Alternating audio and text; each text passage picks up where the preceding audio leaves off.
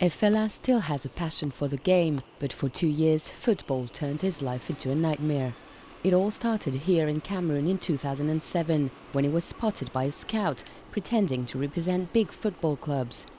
The man promised the 18-year-old and his parents that if they paid his plane fare, he could secure a lucrative playing contract in Thailand. But when he got there, it was a different story. When I arrived in Thailand, I had no money, not even a cent. So the so-called manager who picks me up at the airport asks me, "Do you have cash?" I say no. We were 4 guys from Cameroon. He booked us a hotel room, no bed, nothing. We had to lay our clothes down on the floor.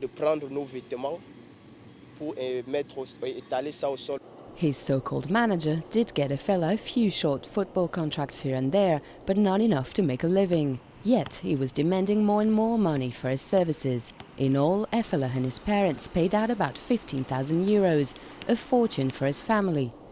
After a while there was no money left, and the work permit that was promised never arrived, leaving Efela in constant fear of not being able to renew his tourist visa.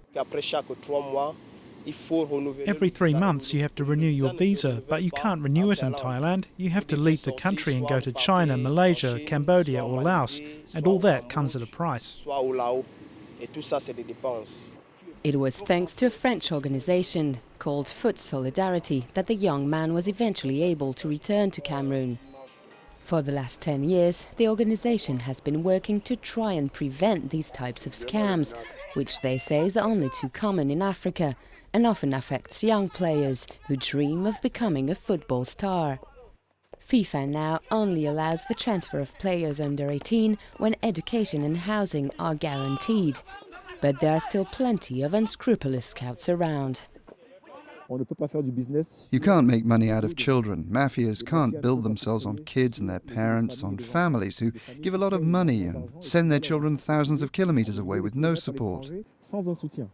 The organization is planning a widespread information campaign ahead of the World Cup in June.